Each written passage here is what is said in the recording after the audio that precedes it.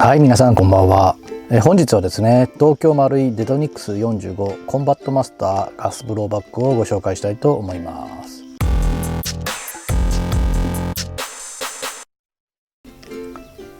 実中はですね、米デトニックス社が作成したというかですね、9011をコンパクトにした銃になります。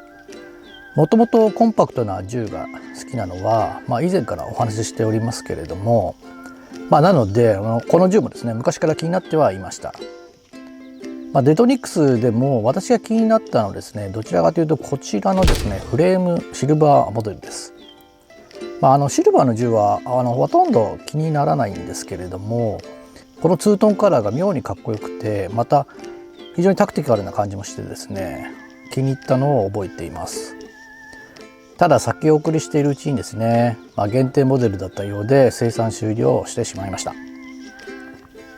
今回2022年9月に通常モデルが再販されて、以前ご紹介した V10 との違いが気になったのと、あと最近話題のアニメの影響で非常にこれ売れてるということもあって、思わず購入してしまいました。このコンシールドキャリーに適したサイズの打ち味やですね、V10 との違い等も見ていきたいと思います。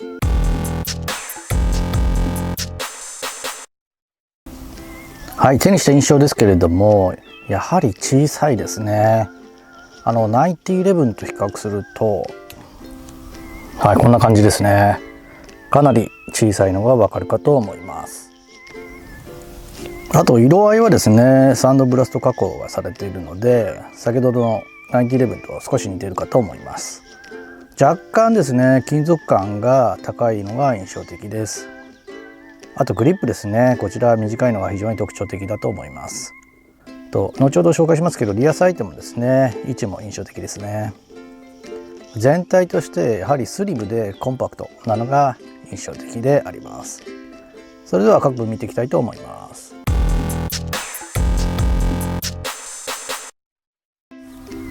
マズロは45口径の迫力ある形状になります。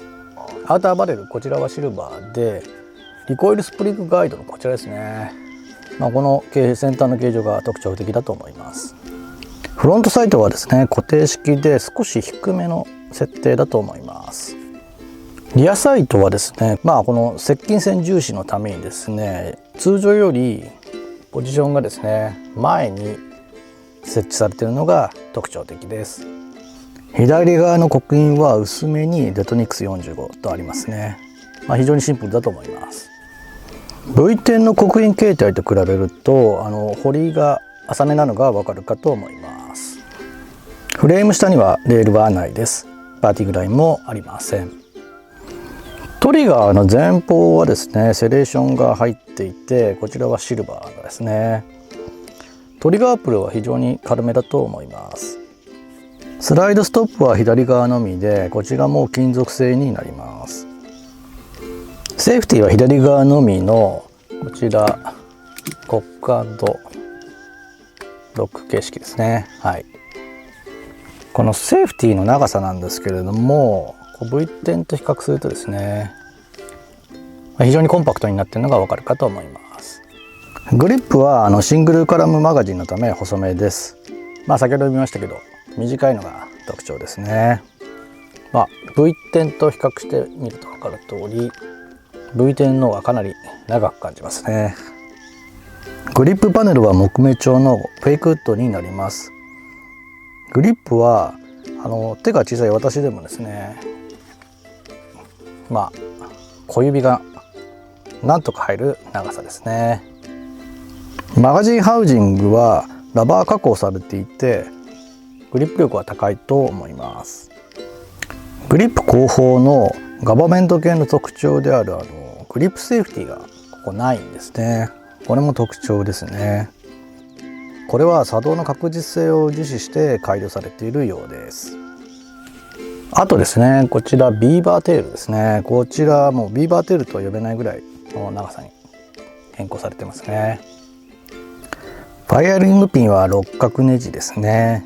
あとエキストラクター、こちらはモールドのようです。こちらはやはり販売が古い銃なだけにしょうがないですね。V10 はこの辺りちょっと改良されてますね。右側の刻印はこの通りです。こちらにも小さいですけどデトニクスという刻印が入っています。チャンバーにも刻印はないですね。非常にこちらもシンプルだと思います。マガジンの相談数は18発です。こちらは光沢のあるシルバーメッキで非常にマガジン小さいですね。はい、こちらが V10 のマガジンです。こうやって見ると V10 のマガジンが非常に大きく見えますね。あとちょっと気になって予備マグをですね AM65 のやつをちょっと買ってみたんですね。こちらを装着してみます。いかがでしょう。ちょっとタクティカルな感じになりますよね。こうやって見ると持ちやすくもなりますし、こちらもいい感じかなと思いました。もちろんV10 のマガジンも使用可能です。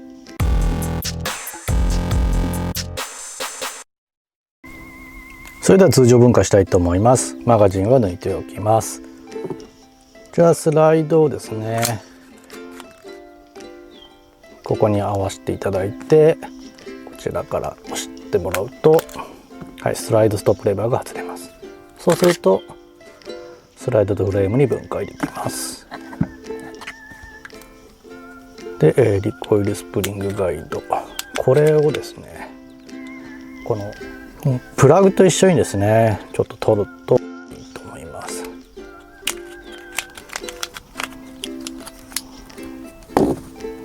はい、こちらが一式プラグとリコイルスプリングですね。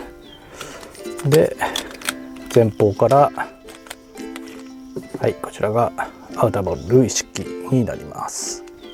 このアウターバレルとインナーバレルはこれバネでつながっているタイプですね。アウターバレルは樹脂製ですが、これはシルバーメッキですかねされています。あと先端に太くなるコーンバレルですね。はい、はい、こちらがスライドになりますが、スライドストップがかかる部分はですね東京マルイの独自の削れ防止対策が施されていますね。あとリコイルスプリング、はい、リコイルスプリングガイド、スプリング両方ともスチール製ですね。あとこれスライドストップピンですけれども、この根元の部分っていうんですかね、こちらはスチール製ですね。とスライドのこの表面っていうんですかね、これ私は非常に金属感高いなというふうに感じました。はい、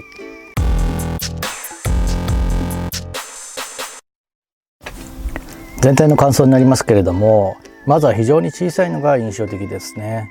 コンシールドキャリーに非常に適していると感じます。ただ実銃だとこの大きさでの 45ACP 弾を実射するのは非常に大変そうですよね。あと先ほどお見せした通り、ざらつきのある表面ですね。こちらは9011とはちょっと違う表面で、私は金属感が非常にアップしているように感じました。先ほどマガジンをお見せしましたが、このサイズのコンパクトガンにしては非常に軽快なブローバックを感じられます。この辺はさすが東京マルイさんですね。リコイルも V10 には若干劣るかなというふうに感じますが、大きな差はないと思います。命中精度は安定の東京マルイクオリティです。9011と同様ですね、狙った位置よりちょっと上に行くかなというふうに感じました。気になる点はスライドストップがかかった時にですねちょっと解除できないことがありました。どうやらですねスライド交代時に何らかの原因でハンマーが倒れて、ハンマーが引っかかったのが原因のようでした。確実な作動を確保するためのグリップセーフティのミットや近接戦闘重視や射撃時間の短縮を目的にした、リアサイトの位置の変更とかですね、あとビーバーテールの縮小、こういったもので従来のガバメント系より非常にタクティカル感は高まった銃に感じました。私の保有しているガバメント系がまた増えてしまいましたけれども、デトリックスはですね、ガバメントと言いながら一線を画す銃なんじゃないかなというふうに思いますし、またガバメント好きな方にも非常にお勧めできる銃だと思います。あと最近流行っているアニメのですね主人公が使用している銃がこのデトニックスをカスタムした銃のようなので、私も少し調べてみようかなというふうに思っています。ぜひ良いカスタムパーツ等があれば、ご紹介いただけると嬉しいです。はい、それではこの後実写シーンもお送りしますので、よろしければそちらもご覧ください。